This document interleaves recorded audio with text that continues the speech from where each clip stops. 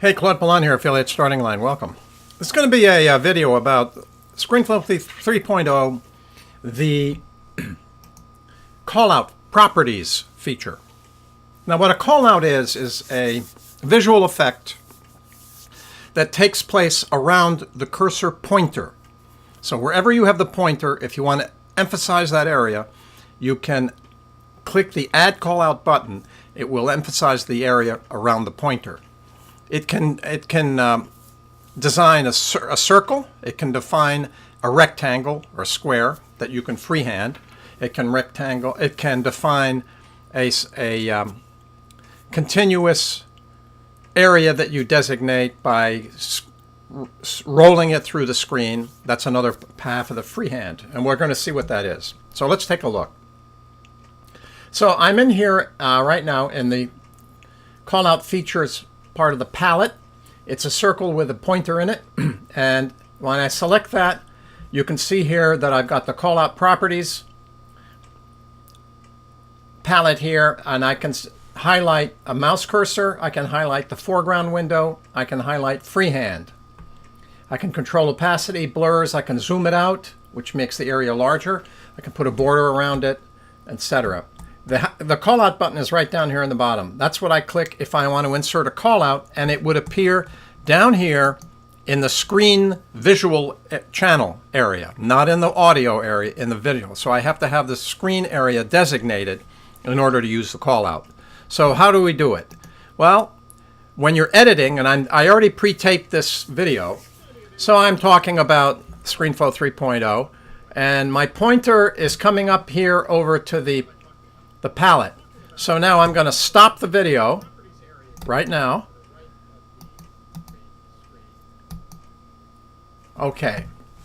I see where my pointer is. So I'm going to come in here. I've got my Callout Properties point area tab selected. I'm going to come down to the Add Callout, and you're going to see right now, right off the bat, I have a circle around that pointer. You can see down here in this channel screen where it is. Now I can designate the length. I can designate the length of this callout by taking this arrow and making the callout longer or shorter. So let's take a look. So I'll start the video again. Now you'll notice something else. I can come down here and control the opacity around it. I can make it blurred if I want to. So that's, if you don't want to show your passwords or stuff, you can do that. I can blur the background. This is what I use a lot. I zoom it up so you can see more clearly where my pointer is, and I make the border larger so that I can make the area more easier to see. And so now I've just designated how I want this callout to work.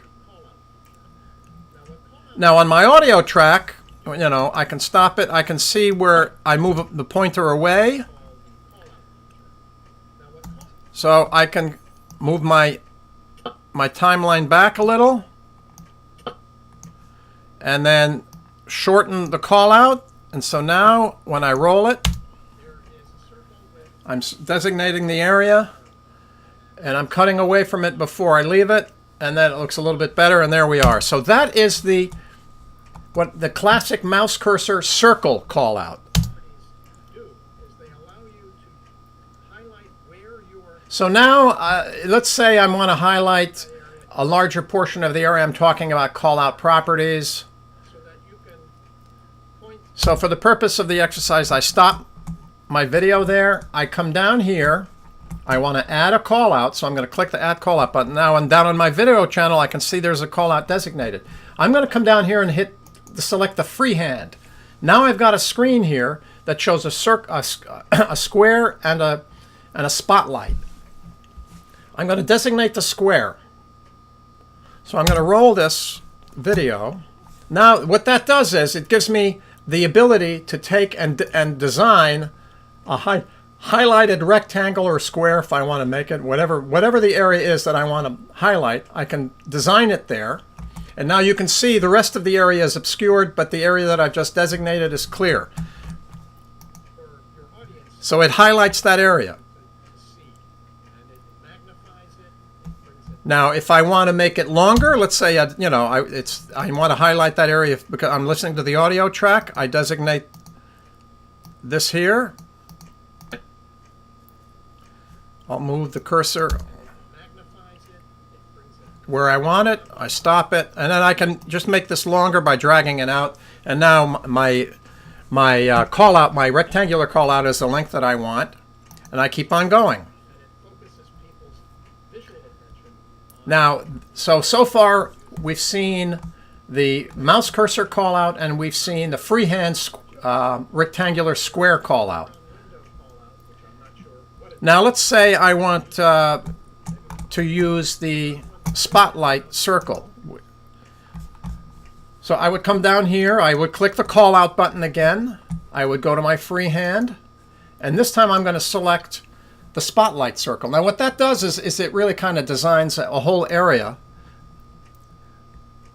freehand that you can design to emphasize. So we'll see now what it looks like.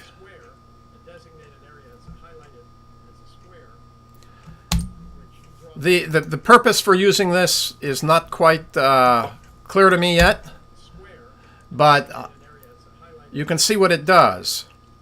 And there could be, a reason why, and just to give it a look, we're going to go down here, hit the freehand, we're going to design this. And so you can see that if I really wanted to, I could design a whole area.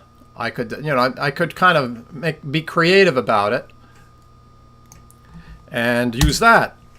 Let's see if that, for any reason, there would be some feature or some graphic that would call for this kind of highlighting design. You could do that. So that's what the callouts really do. Just to summarize, you have the callout feature here. You can click callout,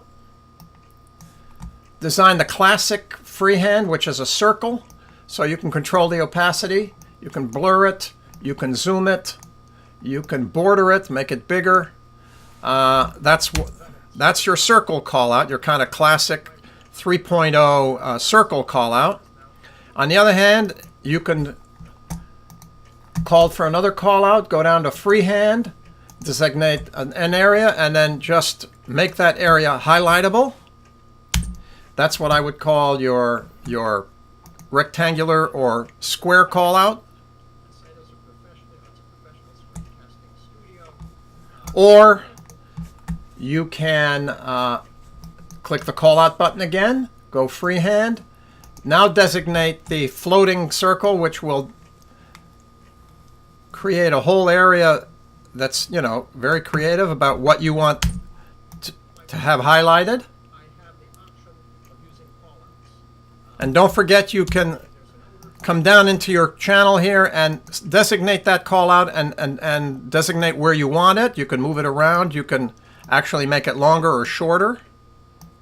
There, like that. So you can do a lot of things with these call outs. The only one I'm not clear on, frankly, is the freehand. If I click call out, hit the foreground, it makes the foreground. Let's take a look at what it does. So it's not clear to me how the foreground, there it goes, and it comes back. So those are that's the callout feature in 3.0. I hope this has been helpful. This is Claude Pelanne Affiliate Starting Line. Stay with it, stay well. If you have any questions, or if you can actually tell me what the foreground window does, I'll be very appreciative. That's it. Talk to you soon. Have a good one.